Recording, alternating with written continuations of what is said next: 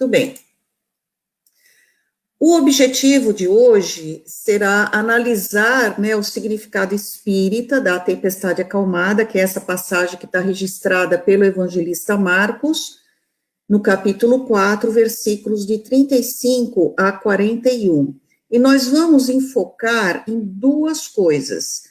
Uma vai ser na ação de Jesus sobre os elementos da natureza, afinal, ele vai acalmar uma tempestade e ventos, né? O outro é o valor da fé. Então, a nossa conversa hoje vai ser uma reflexão, nós vamos ler essa passagem na íntegra, e vai ser uma reflexão, tendo em vista esses dois pontos principais aí, tá bom? Então, vamos ao texto, né? Lembrando que esse texto, ele também aparece em Mateus, no capítulo 8, versículos 23 a 27, e também em Lucas, capítulo 8, versículo 22 a 25. Mas a gente escolheu Marcos, a passagem de Marcos, que é no capítulo 4, porque essa é a análise que consta nesse livro aqui que eu já mencionei para vocês. É o Estudo Aprofundado da Doutrina Espírita, que é ele realizado pela FEB e que faz parte aqui no nosso estudo. Então, vamos à leitura? Vamos lá à leitura, né, dos versículos. Naquele dia, ao anoitecer, disse ele aos seus discípulos: vamos para o outro lado. Deixando a multidão, eles o levaram no barco, assim como estava. Outros barcos também o acompanhavam. Levantou-se um forte vendaval, e as ondas se lançavam sobre o barco, de forma que este ia se enchendo de água.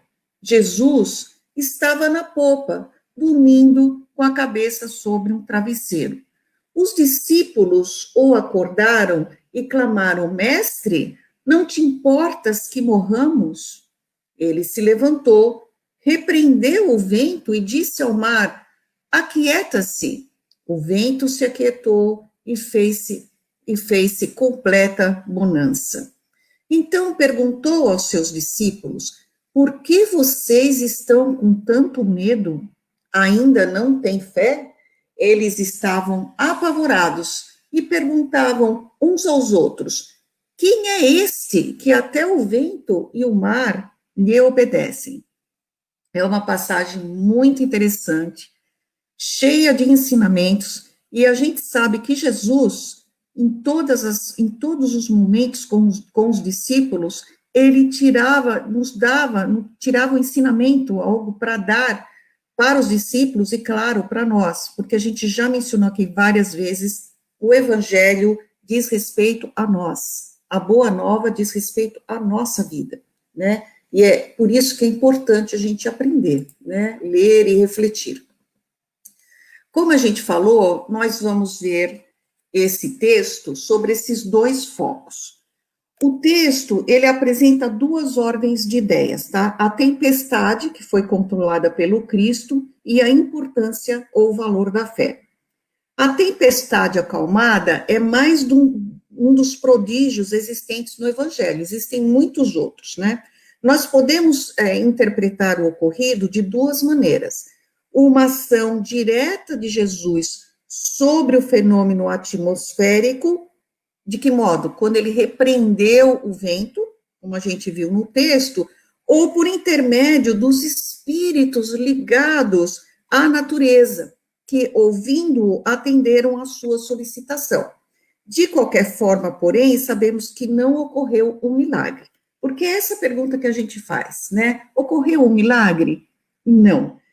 Porque nós sabemos, por mais extraordinário que seja, não houve milagre, porque o Espiritismo vai nos trazer, então, essas informações. Nós vamos falar mais a fundo sobre esses espíritos que a gente aprende com o Espiritismo, que são espíritos ligados à natureza, aos animais. Nós vamos falar um pouco mais sobre isso. Então, ocorreu um milagre? Não, não há milagres. Por quê? Porque nós temos aqui, o que uma coisa deixa, um fato, deixa de ser milagre? é algo que, desde que possa se explicar. Então, se ele está ligado a uma causa que é conhecida, então deixa de ser milagre. Por exemplo, as descobertas da ciência colocaram no domínio natural, né, a explicação sobre as leis naturais, muitas coisas, muitos efeitos que eram tidos como prodígios, certo? Aquilo que a ciência não pôde explicar, ela jogou para o lado do sobrenatural. Mas, porque a gente não conhecia-se, quando não se conhece a causa, você joga para o lado do sobrenatural. Mais tarde, veio o conhecimento espírita e veio introduzir, qual foi o conceito que veio introduzir o espiritismo? O princípio espiritual. Esse princípio espiritual, ele veio da ação dos fluidos, como a gente pode estar listado aqui, então tem o princípio espiritual, a ação dos fluidos, a existência do mundo invisível dentro do qual nós vivemos, porque nós estamos cercados de espíritos, não é mesmo? Das faculdades da alma, da existência e das propriedades do perispírito, que, por sua vez, através de tudo isso, nós podemos explicar vários fenômenos de ordem psíquica. Só esse slide já daria uma outra palestra, né? Mas aqui, para citar, por que o Espiritismo não considera milagres? Porque nós conseguimos explicar por várias vias, vários conceitos introduzidos, que são esses aí que estão apresentados, nós conseguimos aplicar vários fatos, ou seja, se a gente consegue encontrar a causa, o que causou esse ocorrido, esse fato, que está tendo considerado milagre, ele deixa de ser milagre, né? E a gente tem que lembrar que, explicando isso, a gente prova não somente os fenômenos, mas não há derrogação das leis da natureza, ou seja, não é que a gente está derrogando ou indo ao contrário dessas leis, muito pelo contrário, na verdade a gente está aplicando leis naturais, que ainda pela ciência não ser, ainda pela ciência continuar como sendo ainda no plano materialista, porque não considera o espírito como parte da equação, então, a gente pode dizer que a gente está aplicando as leis naturais através da ciência do espiritismo, né? Então, nós temos aqui, ação direta de Jesus. Como que é que Jesus conseguiu acalmar essa tempestade? A possibilidade da maioria dos fatos que o Evangelho cita como operados por Jesus se acha hoje completamente demonstrada pelo magnetismo e pelo espiritismo como fenômenos naturais. Isso, gente, está num livro chamado Obras Póstumas, primeira parte, e tem estudo sobre a natureza do Cristo, saiu errado ali, capítulo 2. Os milagres provam a divindade do Cristo, é muito interessante, muitos estudantes de espiritismo passam despercebido dessa obra fantástica, que são as obras póstumas de Kardec, tá? Bem, se esses fenômenos se reproduzem, eles se reproduzem às nossas vistas, todos esses fenômenos, quer provocados ou quer de forma espontânea. Então, gente, não há nada de anormal em que Jesus possuísse faculdades idênticas à dos nossos magnetizadores, curadores, sonâmbulos, videntes, médiums, etc. Então, do momento em que essas mesmas faculdades se encontram em diferentes graus, numa multidão de indivíduos que não tem nada de divino, e até mesmo são heréticos ou idólatras, então, elas não implicam, de maneira alguma, a existência de uma natureza sobre-humana. Portanto, o fator sobrenatural é deixado de lado, tá? Muito bem. A outra questão é a intervenção de espíritos nos fenômenos da natureza, que acontece de forma ou intencional ou executando ordens superiores, como consta no Livro dos Espíritos. Mais tarde, por favor, leiam a questão 536 do Livro dos Espíritos. Existem falanges de espíritos em evolução, trabalham ativamente, zelando pela manutenção dos reinos da natureza, o mineral, o vegetal e o animal. Os fenômenos atmosféricos também são presididos por pleiades de espíritos, né, grupos de espíritos que, sob orientação superior, encarregados de manterem o equilíbrio planetário. Veja como tudo isso é tão cuidado, não é mesmo? Como a divindade nos protege tanto, né? Muito bem. Essas falanges de espíritos, antes de chegar nessa parte, eu vou voltar um pouquinho aqui, tá? Nem sempre a gente compreende por que esses fenômenos que causam verdadeiras calamidades, né, como o tsunami, que a gente tem, terremotos em determinadas regiões do mundo. Mas o Espiritismo nos ensina que não há efeito sem causa, tá? Por conseguinte, os fenômenos tais como tempestades, terremotos, maremotos, inundações, são orientados por entidades espirituais da evolução, não só do planeta, como nas populações atingidas. Jesus aqui não fez milagre ao apaziguar a tempestade, ele usou do seu conhecimento, das forças que regem o universo e da sua superioridade moral, indiscutível, né? Para ordenar aos orientadores invisíveis, né, esses espíritos que cuidam da atmosfera, que fizessem cessar a tempestade. E depois, mais para frente, a gente vai até levantar uma hipótese. Será que, na verdade, Jesus não estivesse testando os apóstolos? Vamos pensar sobre isso. A Diana fez uma pergunta aqui. Vamos ver. Eu tenho uma questão. As aparições de Maria, por exemplo, Nossa Senhora de Fátima, é de natureza espiritual ou é uma questão de fanatismo religioso no qual foi envolvida as crianças?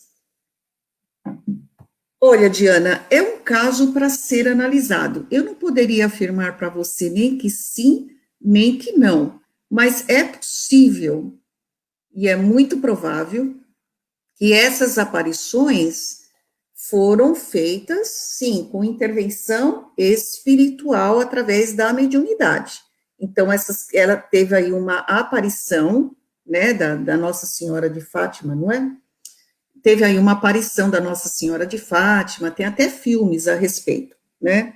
E a gente conclui que existem, sim, existem esse tipo de manifestações, e esse tipo de manifestações o Espiritismo explica. Então, eu acredito que sim, tenha sido espiritual, com certeza, tá? Todas, essa e outras, né? No caso, a gente vai analisar a tempestade especificamente, mas a gente pode ir atrás de mais informações se existem alguém que fez aí um estudo sério sobre as aparições da Nossa Senhora de Fátima sob a ótica espírita, tá? Fico devendo essa aí para você, tá bom? Muito bem, gente, podem participar, viu? Todos os comentários e perguntas são bem-vindos. Bom, vamos passar, então, à interpretação do texto evangélico, que a gente vai fazer versículo a versículo, tá? Eu vou avisar vocês, eu vou estar repetindo aqui duas versões, porque eu uso a nova versão internacional da Bíblia, que é um pouco diferente da apresentada no livro que eu mencionei para vocês. No começo, eles usam uma outra versão, mas o sentido, evidentemente, é o mesmo. Mas eu resolvi mostrar para vocês, só para vocês saberem, tá? Que existe.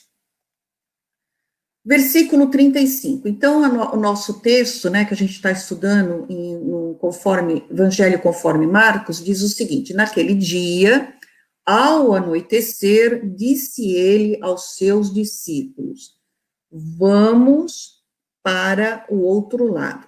A outra versão era assim: passemos para outra banda. São outras traduções, tá?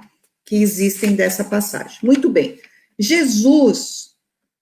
Tudo que Jesus falava se aproveitava ao pé da letra, né? Isso que a gente deve entender que tudo que Jesus fala tem o quê? Tem um valor, tem um ensinamento. Vamos pensar na nossa melhoria espiritual. Quando a gente se engaja em melhorar, mas de forma consciente, a gente quer fazer esse processo de atender a esse chamamento dessa renovação espiritual, que os espíritos orientadores tantos nos chamam, a gente tem que saber nos adequar com firmeza e perseverança às convocações do plano maior. De que maneira? Utilizando de forma correta o nosso livre-arbítrio. Então, a gente sabe que a gente precisa fazer transformações morais, a gente sabe que o propósito dessa existência é melhorarmos moralmente, esse é o principal, né, propósito da existência. Então, para a gente fazer isso, a gente tem que aplicar o nosso livre-arbítrio de maneira mais inteligente, né? Não da maneira como a gente tem feito. Então, essa passagem que Jesus fala assim, vamos para o outro lado, né? Que ele fala para os discípulos, indica aí uma mudança de comportamento. É uma expressão que, além de literalmente, né, significa que você sai de um lado e vai para outro, ele indica uma mudança no comportamento, mas sob o amparo do Cristo, porque foi ele que falou, vamos para o outro lado, né? Foi um chamamento do Cristo. Envolve a percepção de que soou, né, é a hora necessária da transformação espiritual que deve correr dentro de nós. Agora, independentemente dos desafios que a pessoa,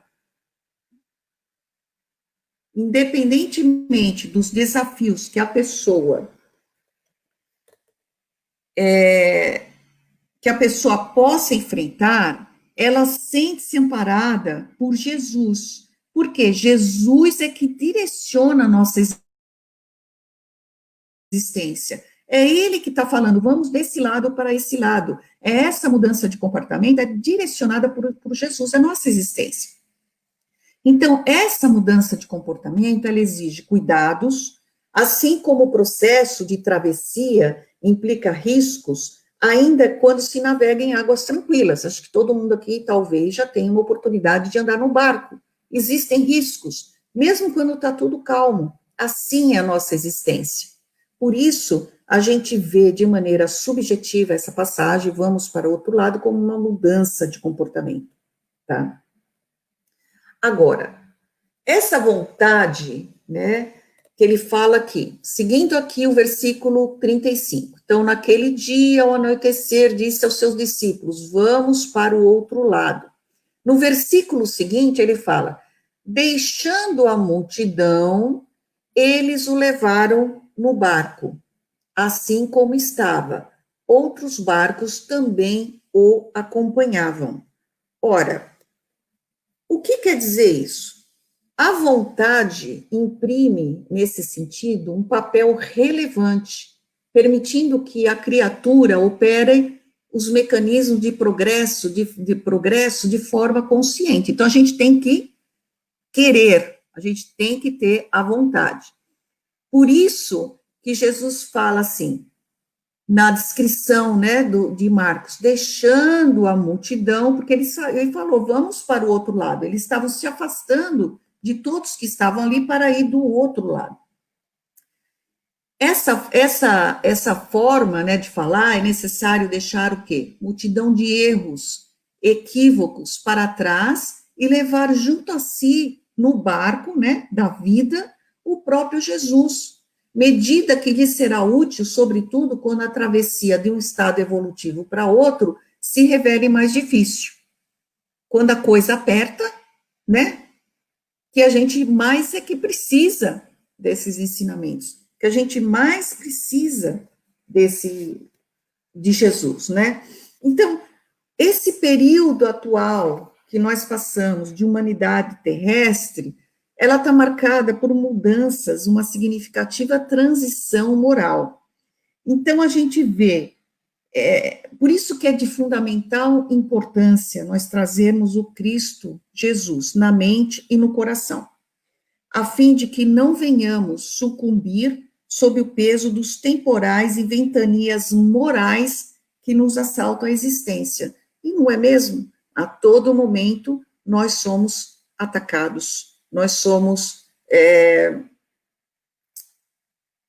tentados a sair do caminho. Porque esse é o mundo material que a gente vive, porque nós somos humanos, tá certo? Então a gente tende a desviar. Mas se a gente internalizar esses conhecimentos, Cristo, não só na mente, mas como no coração, então essa nossa travessia, esse nosso barco da vida, vai ser melhor enfrentada, tá? Aí eu queria ler para vocês um texto que está num livro, se eu não me engano, é do Fonte Viva, exatamente. Gente, o livro Fonte Viva é uma leitura obrigatória se você estuda o Evangelho, se você faz Evangelho no lar. Olha esse texto que é o capítulo 25, nos dons do Cristo. A alma humana, nestes 20 séculos de cristianismo, é uma consciência esclarecida pela razão, em plena batalha pela conquista dos valores iluminativos. Então, Cristo veio e marcou uma nova era. O campo de luta permanece situado aonde? Em nossa vida íntima. Porque aqui dentro, no nosso íntimo, que a gente luta, que a gente promove as maiores lutas, não é mesmo? Então, a gente tem a animalidade versus espiritualidade. Milênios de sombras cristalizadas contra a luz nascente. Essa luz que veio iluminar nossas mentes. E o homem aí, gente, no sentido moderno, homens e mulheres modernos.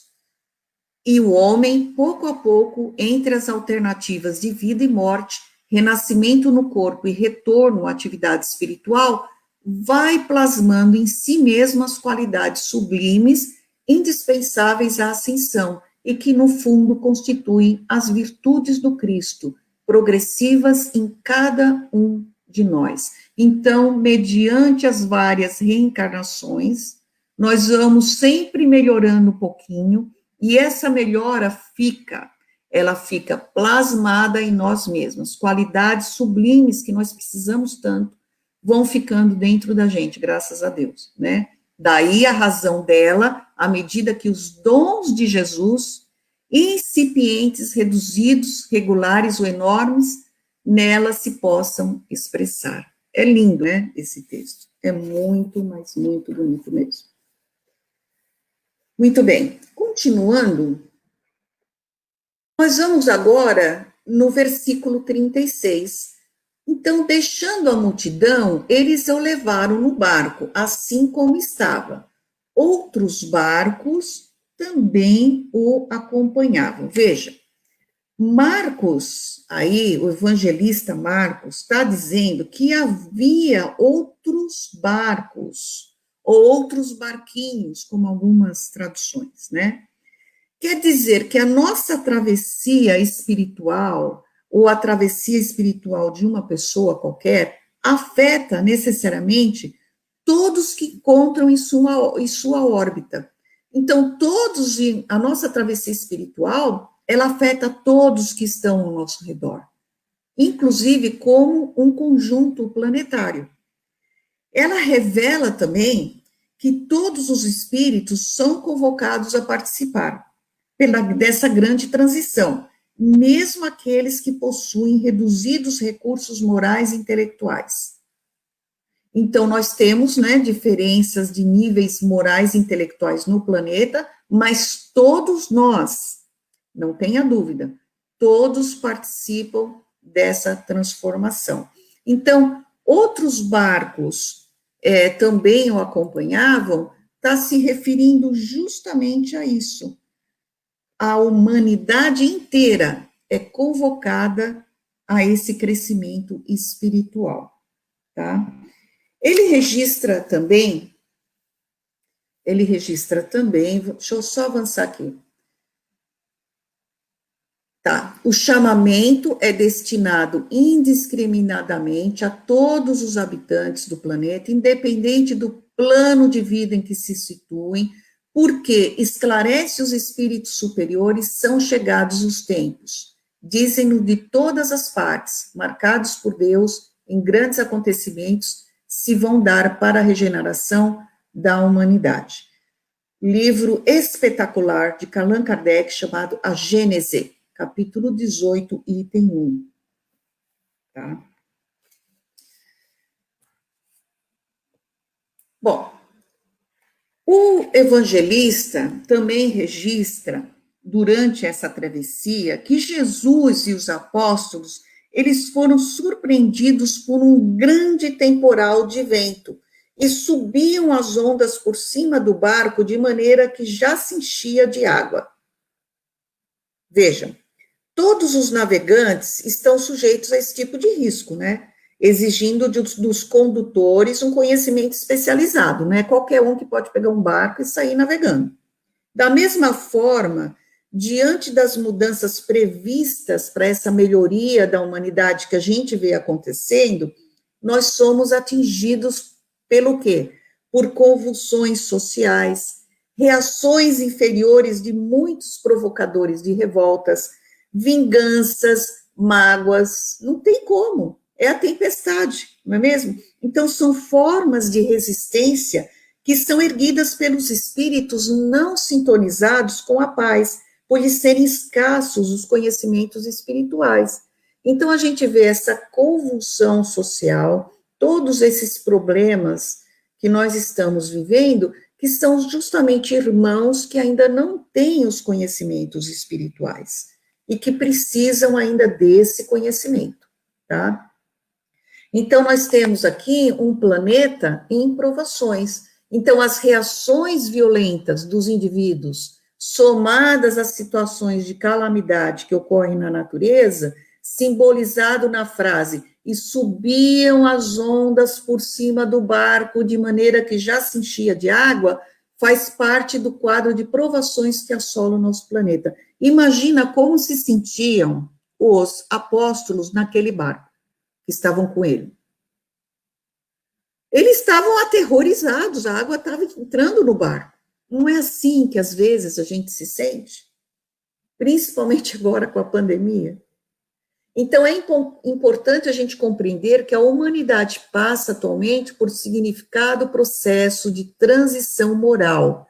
E nós vamos ter provas que são coletivas, como essas da pandemia que nós estamos vivendo, e as individuais, que faz parte do nosso crescimento pessoal.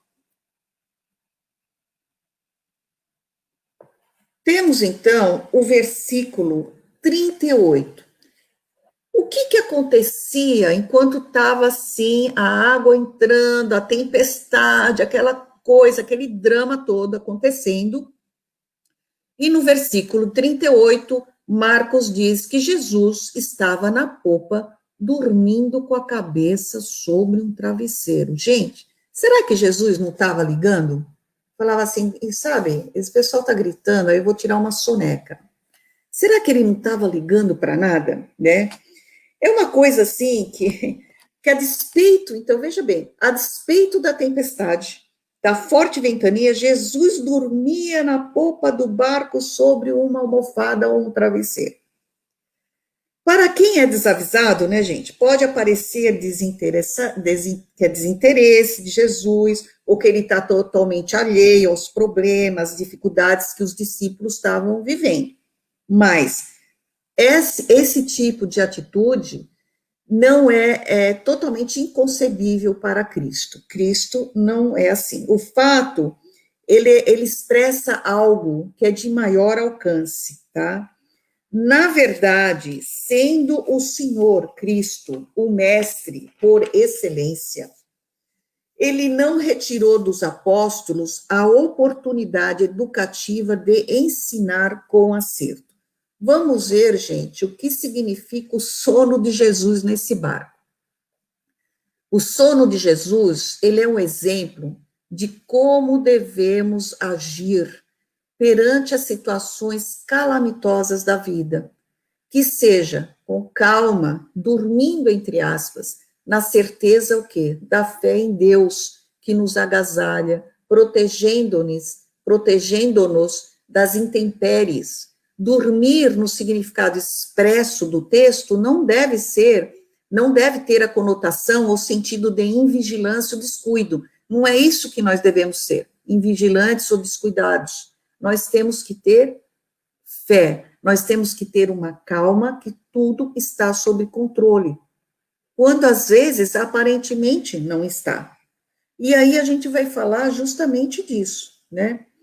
A trama que existe aí faz supor que Jesus conduziu, então, essa hipótese que eu falei para vocês no início, né? Será que o Jesus não estava realmente testando os apóstolos? Tendo em vista que ele queria conhecer a capacidade de resolução dos problemas numa situação difícil? E medir a dimensão da fé que eles possuíam? Vocês não acham que Jesus estava fazendo isso? E é exatamente sobre fé que a gente vai falar nos próximos 2 slides. Jesus estava na polpa, dormindo com a cabeça sobre um travesseiro.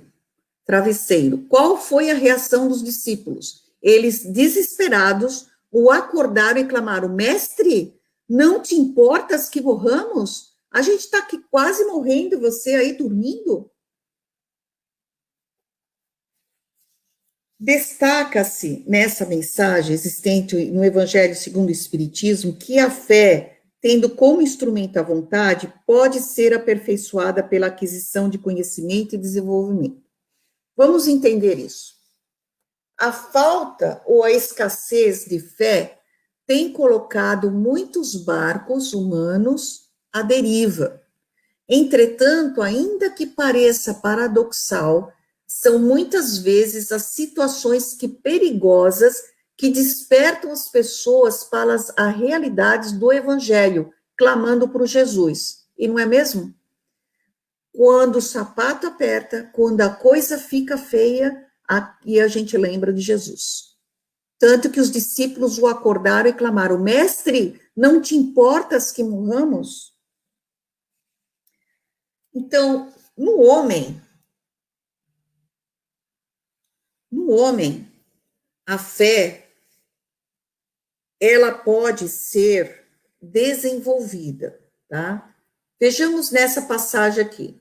Ele se levantou, repreendeu o vento, Jesus, né, se levantou, porque ele foi acordado pelos discípulos, e disse ao mar: aquieta-se. O vento se aquietou e fez-se completa bonança, ou seja, tudo se acalmou. Então perguntou aos discípulos: por que vocês estão com tanto medo?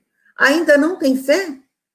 E os discípulos estavam apavorados e se perguntavam entre eles: quem é este que até o vento e o mar lhe obedecem? É uma pergunta, né? Faltou o ponto de exclamação. Quem é esse que até o vento e o mar lhe obedecem? Né? E aí a gente vai finalmente falar sobre a fé. Quem está acostumado a ler o Evangelho segundo o Espiritismo vai achar esse texto bem comum, né? Já viu bastante aqui. A Alina comentou: mar calmo não faz um bom marinheiro.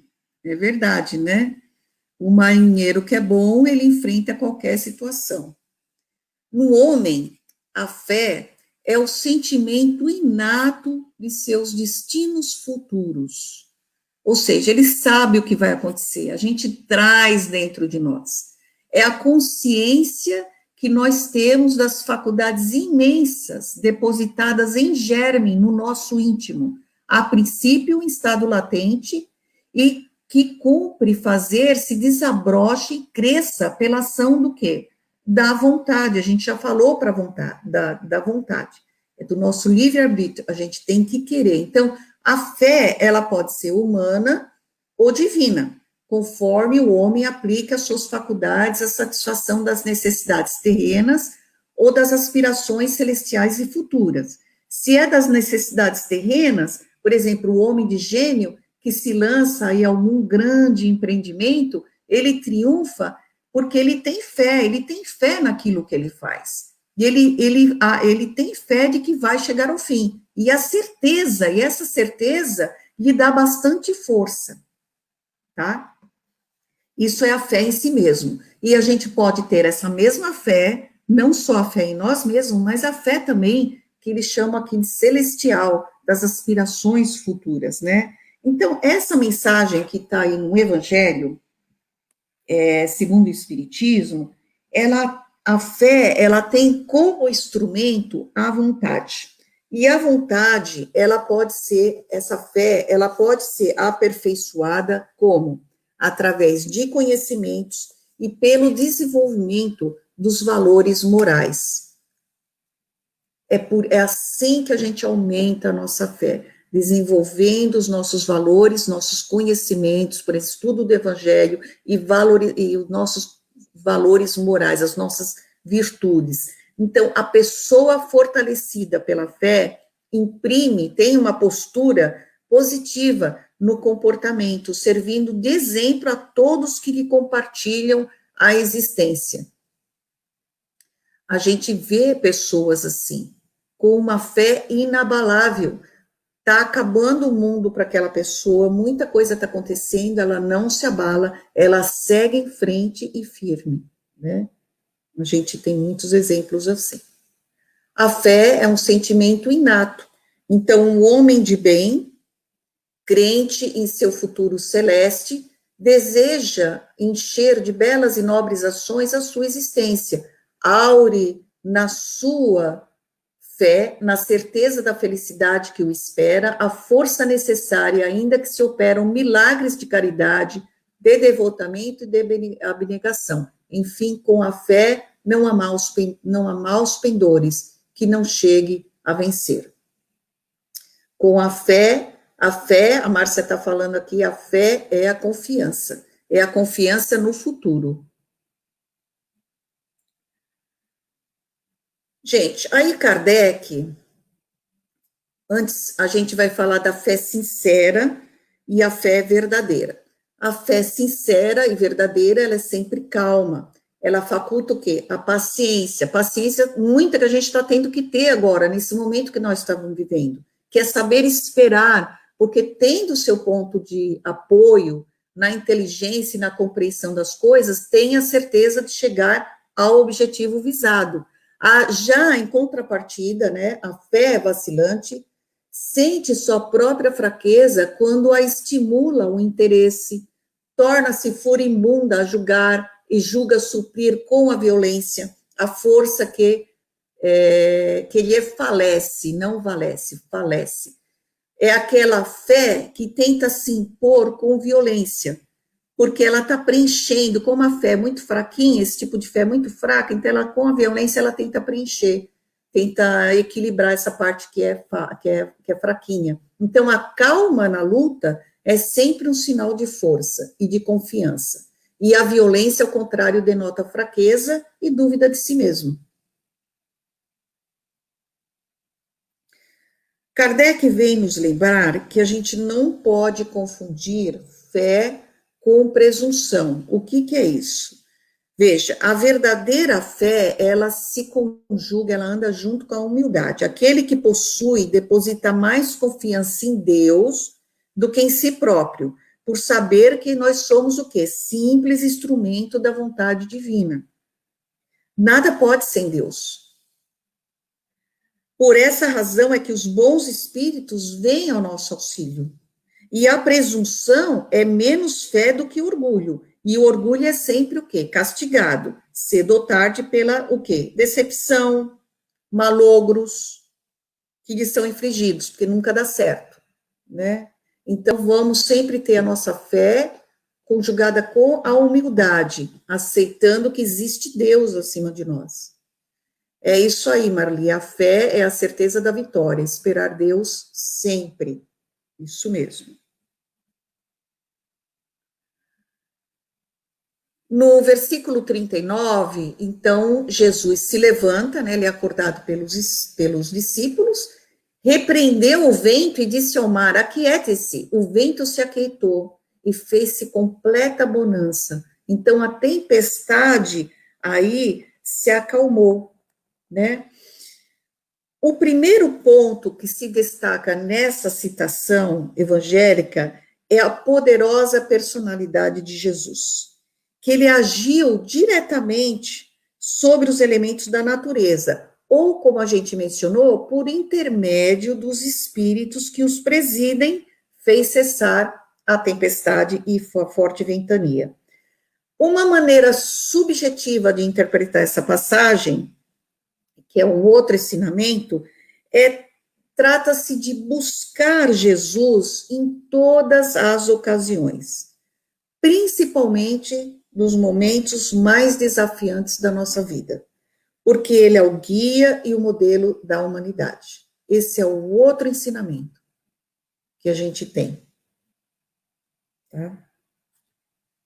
Veja, personalidade de Jesus e buscar o mestre em todas as ocasiões. Esse é o outro, né, ensinamento que a gente mencionou. Então, gente, buscar por Jesus sempre. É comum que o barco da nossa existência seja, em diferentes instantes, açoitado pelas provações simbolizadas aí pelos ventos e tempestades que nos relata o evangelista. Em tais momentos é importante que nós estejamos preparados, que a gente a gente se arme com a fé, cientes da proteção que nós temos do Senhor, a fim de que possamos responder às indagações de Jesus. Ainda não tem fé? Então, a conclusão que a gente tem desse estudo de hoje é que hoje é o suor intensivo, amanhã a responsabilidade, depois é o sofrimento, em seguida a solução. Ainda assim, é indispensável seguir sem desânimo. O desânimo nós temos que lutar com todas as forças para deixarmos de lado. Então, quando não seja possível, olha o que Emmanuel nos fala em Fonte Viva, quando não seja possível avançar 2 passos por dia, desloquemo-nos para diante pelo menos alguns milímetros, acho que milímetros todo mundo pode fazer, né? Abre-se a vanguarda e horizontes novos de entendimento e bondade, iluminação espiritual e progresso na virtude. Então, gente, Jesus sempre no coração, na nossa mente, no nosso coração, não vamos perder a nossa fé. A situação está ruim, mas ela pode e vai ser melhorada. E vamos continuar perseverando e trabalhando nas nossas virtudes, melhorando a cada dia, conquistando um pouquinho, nem que for um pouquinho a cada dia, e afastar totalmente o nosso desânimo. Muito obrigada, essa era a mensagem que a gente tinha para vocês hoje, tá?